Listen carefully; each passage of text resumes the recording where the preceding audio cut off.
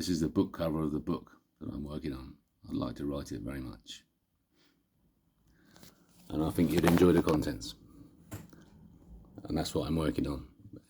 As well as trying to hold my real life together. All that shit that we all have to deal with.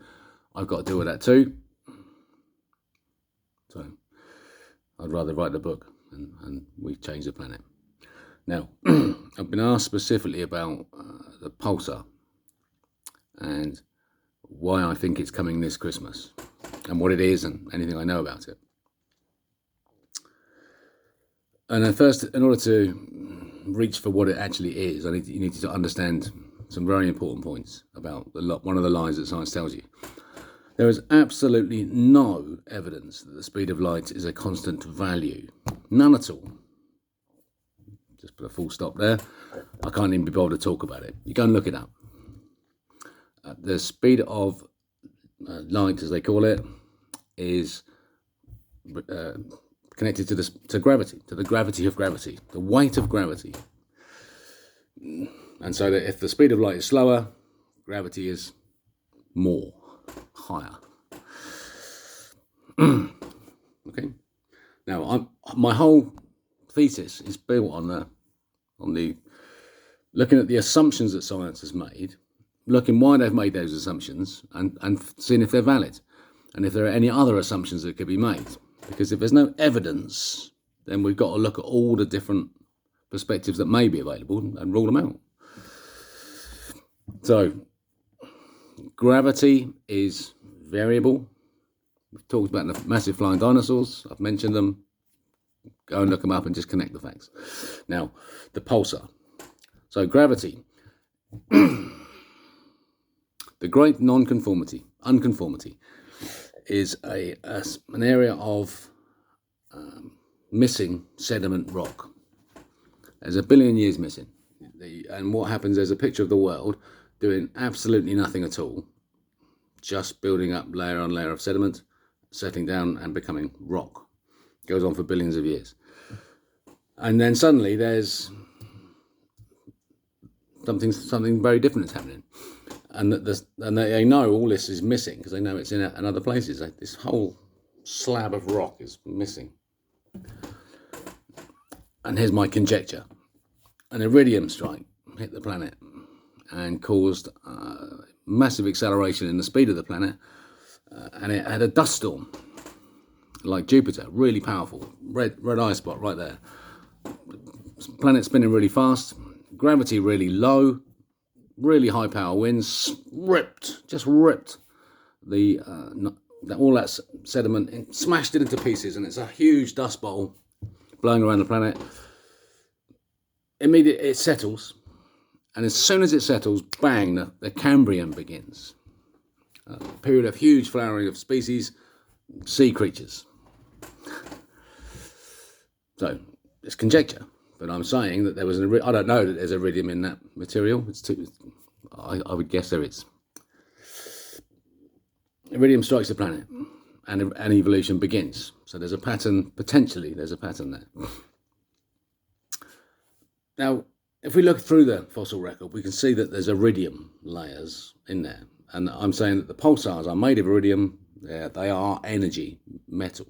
Made metal, they're actually bringing energy to the planet. The next one I'll look at is the massive flying dinosaurs and the end of them. Because what had happened was there was something like 76 billion years of evolution flowering now on land and in the air and in the sea. Every corner of the planet was being occupied by really, really stupid animals. Really thick. They were just mass. All their effort was going into generating mass, and there was nothing going into evolving their consciousness. They'd taken the one step towards the egg lifestyle that they envisaged as they were evolving from the protea.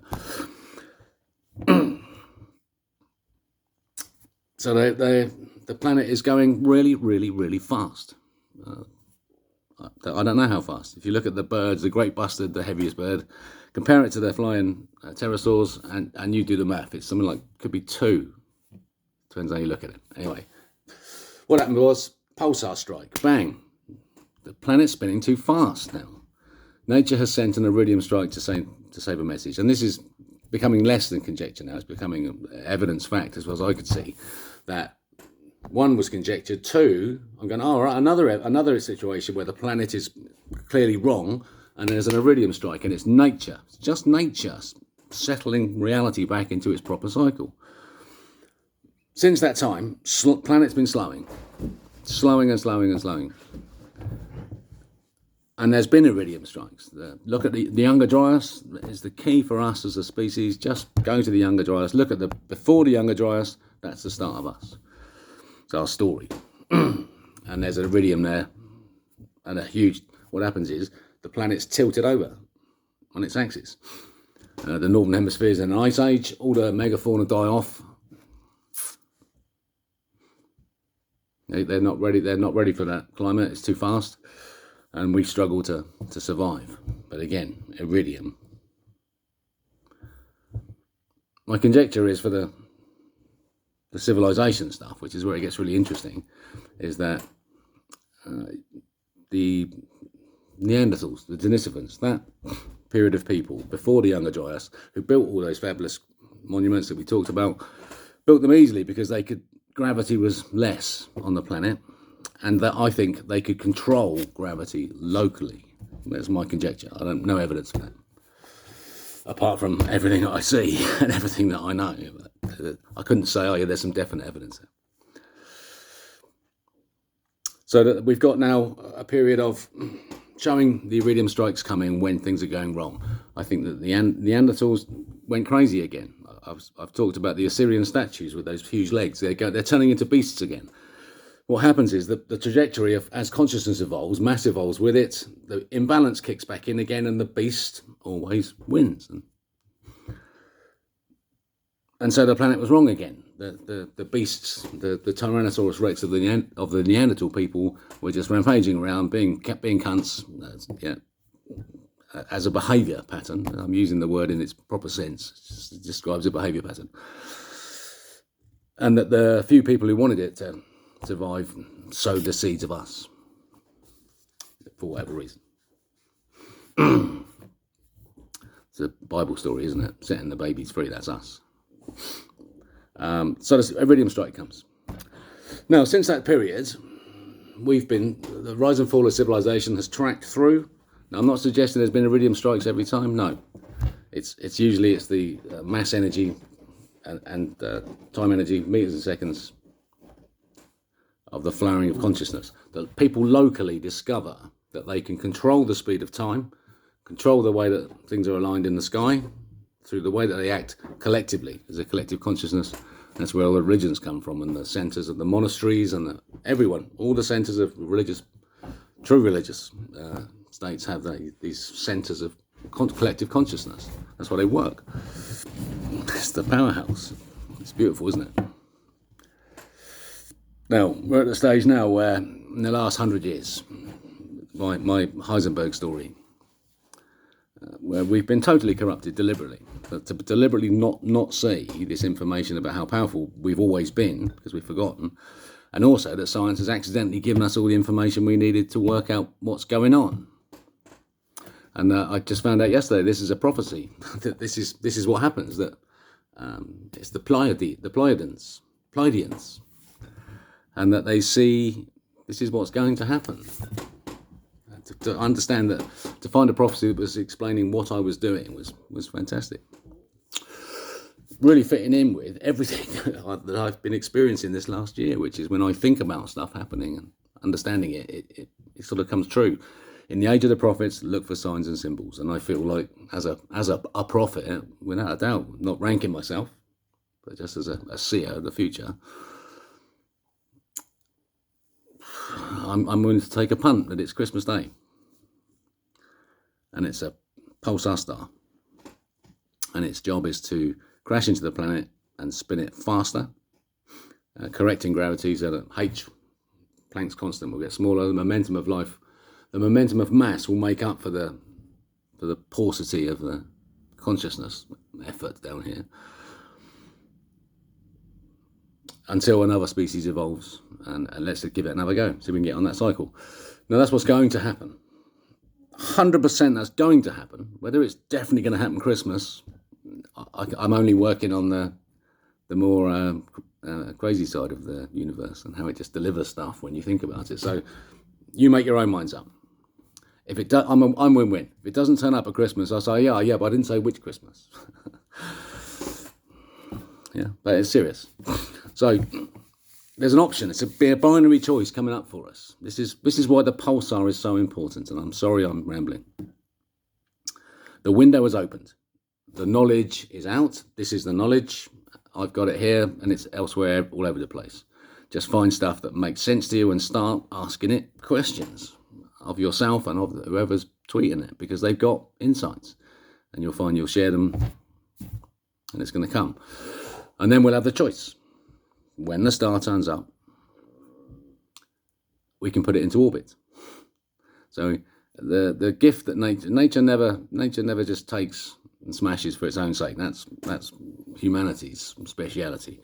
Nature is going to give us a chance to create something that's never been created before, which is the fifth dimension, the 5D that the starseeds are talking about. It's a real thing. Look at this a second. Look at this.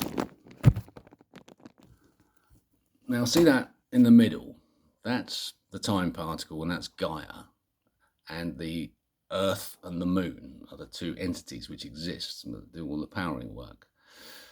How many are there? I can see two. Yeah, I can see two. Now, just put a third eye in there and a third shape, and think about the geometry which would result from such a configuration of energies, a new energy. Because that's what this is all about, energy. It's being used. The words that were used in the small video that I saw was the word nefarious beings are using corruptive power to fuck us over and destroy us.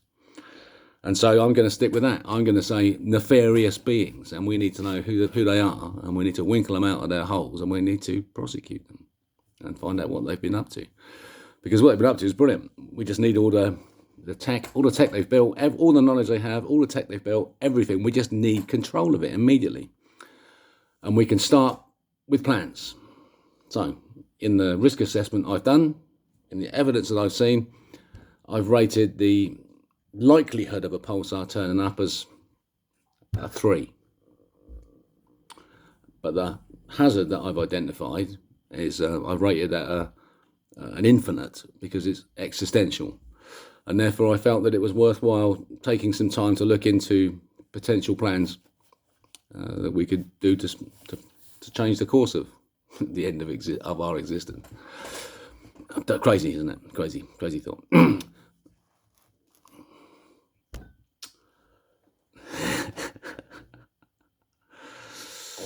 So let's have a think about that, about the pulsar, and about taking control, and about when are we going to say, oh, this is bad enough. Now let's stop now. Yeah. And I'm not going to get angry again when I do these videos. I did that angry. It's like a John the Baptist moment on video, just to show you how I really feel. And if you ever doubt the rage that roars inside me and the fire that burns inside me of rage and anger, look at that video and know that that is because I love my species.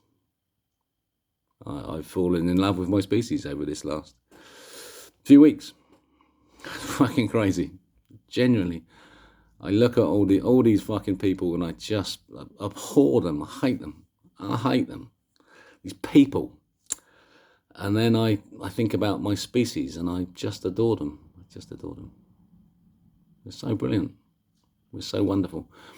And Star Trek it's a real thing. It's a real world. Let's build Star Trek. Not all the silly stories, that doesn't matter. We can make them up and we'll have new stories. But let's build the world like they had in Star Trek. I'm offering up a Captain Picard role for myself, naturally. I just got the accent and I've been working on the beard, and come on, give us a chance. It's not about me. I need a team of people, fucking desperately, who go, yes, I think you're right, Martin. I think the world may indeed be under existential threat from CERN. Let's just go and have a look, shall we? Anyway, probably a bit too long, as usual. I can't even get excited about air swimming. The pulsar is the priority. Make it yours. Okay, see you later.